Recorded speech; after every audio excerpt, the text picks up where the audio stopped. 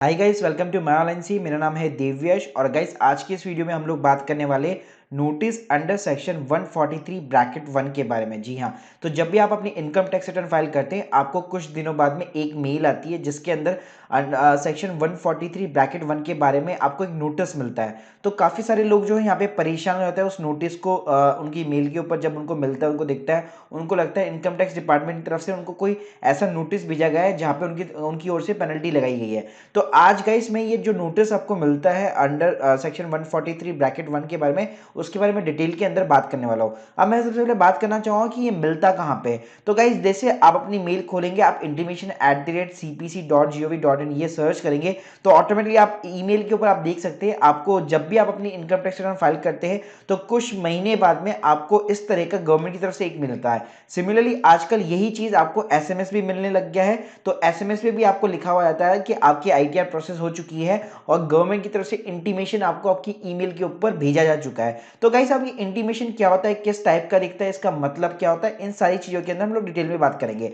तो सबसे पहले बात करते हैं कि नोटिस अंडर 143 ब्रैकेट 1 का मतलब क्या है। तो guys basically income tax department क्या करता है, एक प्रीलिमिनरी असेसमेंट करता है जब आप रिटर्न फाइल करते हैं तब। मतलब फॉर एन एग्जांपल आपने रिटर्न फाइल कर ली, रिटर्न फाइल करने के बाद में आपने ई वेरीफाई करवा ली।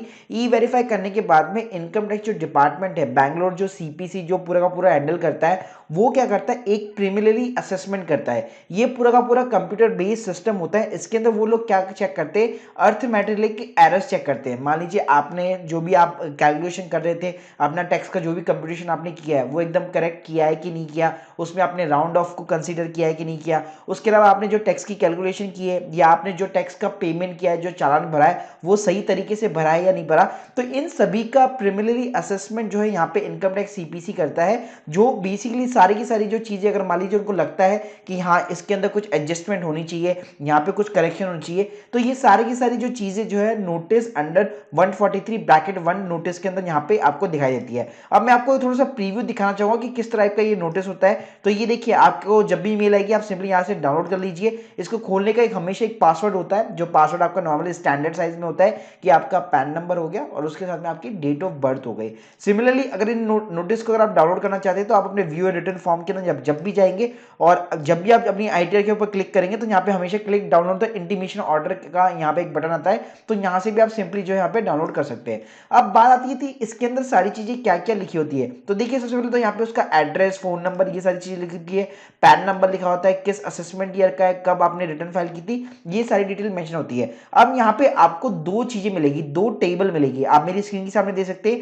As provided by the tax payer in the return of the income. इसका मतलब ये है, ये जो इस कॉलम के अंदर डिटेल है इसका मतलब ये आपने फाइल की है as computed under section 143 bracket 1। इसका मतलब ये इस तरफ की जो टेबल की कंप्यूटेशन है वो बेसिकली गवर्नमेंट ने कंप्यूटेड की है। मतलब इस तरफ की टेबल जो है वो आपने फाइल की है, इस तरह की जो टेबल है वो गवर्नमेंट ने कंप्यूटेड की है। तो गाइस आपको देखना पड़ेगा कि भाई कुछ डिफरेंस तो नहीं आ रहा। तो आप देख सकते हैं मैंने जो income from business and provision वो सेम इन लोगों ने ले लिया है। आप नीचे जाएंगे तो सेम सारे फिगर सारे, तो यहाँ पे कोई भी चेंजेस नहीं है। सारे के सारे जो मैंने अपनी कंपटीशन लगाई है सेम कंपटीशन गवर्नमेंट ने एक्सेप्ट कर ली है। इसका मतलब ये है कि यहाँ पे कोई भी डिफरेंसेस नहीं है। तो गाइस इसका मतलब ये है कि ये बेसिकली जो प्रीलिमिनरी असेसमेंट है यहाँ पे आपको 3 से 4 जो है यहाँ पे सिचुएशन मिलती है। पहली सिचुएशन है उसमें ये हो सकता है कि intimation with the no demand and no refund.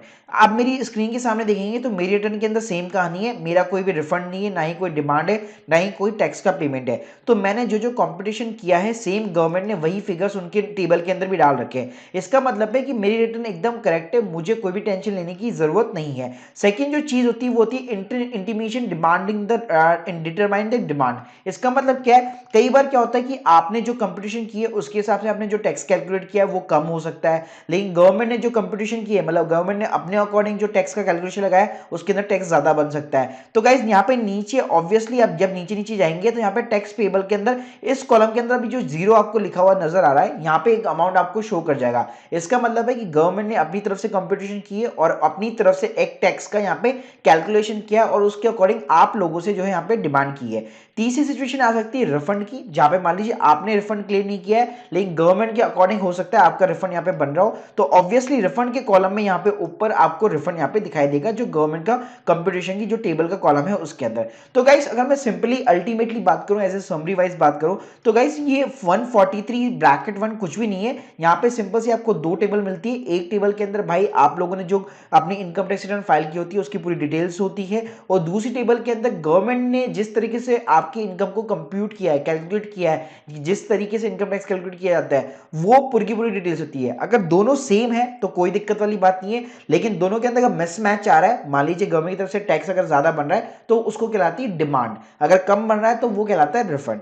तो गाइस ये 3 से 4 सिचुएशन पैदा हो सकती है, और यहाँ पे एडजस्टमेंट कुछ तरीके से हो सकते हैं कि मान लीजिए कई बार क्या होता है आपने कोई एक्सपेंसेस क्लेम कर दिया लेकिन इनकम टैक्स डिपार्टमेंट उसको मान नहीं रहा, तो वो लोगों ने रिजेक्ट कर दिया, या मान लीजिए आपका कोई लॉस था पुराने साल का, आप वो लेना चाहते थे, सेट ऑफ करना चाहते थे, लेकिन गवर्नमेंट ने वो रिजेक्ट कर दिया। तो ये सारी की सारी जो भी चीजें ये आपको इंटीमेशन ऑर्डर के अंदर दिखाई देगी। अब मैं बात करता हूं कि आपको करना क्या है, इसकी टाइम लिमिट क्या होती है। तो नॉर्मली ये जो टाइम लिमिट है 1 साल की होती है। जब भी आप रिटर्न फाइल करते हैं, जिस भी फाइनेंशियल के अंदर फाइल करते हैं, तो फाइनेंशियल ईयर एंड होने तक मतलब 1 साल के अंदर गवर्नमेंट ये जो इंटीमेशन ऑर्डर जो है वो इशू कर सकती है। अब आपको एक्शन क्या लेना है, जब भी आपको ऐसा लेटर मिलता है, आपको बाय पोस्ट भी मिल सकता है, आपको ईमेल के थ्रू भी मिल सकता है, और आपको एसएमएस के थ्रू भी मिल सकता है। तो गाइस सबसे पहले एक चीज चेक करनी है कि आपका नेम, पैन नंबर, एड्रेस, ई फाइलिंग नंबर, ये सब कुछ इस लेटर के अंदर डला हुआ है कि नहीं डला हुआ। जब ऊपर आप टॉप में चेक करेंगे तो ये सारी चीजें आपको यहाँ पे मिल जाएगी। उसके बाद में आपको आइडेंटिफाई करना है कि आपकी यहाँ पे मिस्टेक है। आपको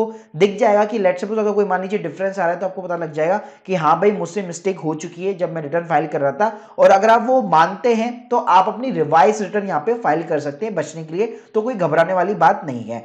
तीसरी सिचुएशन ये आ सकती है, मान लीजिए आपने अपनी तरफ से कोई मिस्टेक्स नहीं किए लेकिन उसके बावजूद ये नोटिस ये दिखा रहा है कि यहाँ पे कोई ना कोई डिफरेंसेस है और आप उससे यहाँ पे एग्री नहीं करते, तो गाइस यहाँ पे आप एक रेक्टिफिकेशन भी जो यहाँ पे फाइल कर सकते हैं ऑनलाइन। तो कंप्लीटली सिंपली आपको अपना अकाउंट में के अंदर लॉग इन करना होता है और यहाँ पे एक रेक्टिफिकेशन आपको फाइल करनी पड़ती है। चौथी सिचुएशन ये आ सकती है कि मान लीजिए आप फिर भी सेटिस्फाइड नहीं होते, जब आप अपनी रेक्टिफिकेशन रिटर्न फाइल करते थे उसके बाद में भी अगर आप सेटिस्फाइड नहीं होते तो आप सिंपली अप्रोच कर सकते हैं अपने असेसिंग ऑफिसर को। जो असेसिंग ऑफिसर है वो लोकली आपका जो भी वार्ड नंबर होता है उसके अंदर होता है, तो वहां पे आप डायरेक्टली जाके अपनी मीटिंग वगैरह वहां पे कर सकते हैं, उनसे बात कर सकते हैं कि सर मेरे यहाँ पे ये डिमांड आ चुकी है और ये मेरे डिफरेंसेस आ रहा है, जबकि मेरी तरफ से एकदम करेक्ट चीजें हैं, राइट। तो वहां पे भी आप अपना जस्टिफिकेशन यहाँ पे प्रोवाइड कर सकते हैं। अगर मान लीजिए कई बार क्या होता है, कई बार जैसे आपके सामने डिमांड आती है और आपको लगता है कि हाँ यार डिमांड एकदम जस्टिफाई है, गवर्नमेंट ने बिल्कुल करेक्ट किया है और आप पे करने के लिए रेडी है, तो आप सिंपली जो है चालान के थ्रू, जैसे मैं बता रखा है कि आपको टैक्स कैसे पे ऑनलाइन पे करना होता है चालान के थ्रू,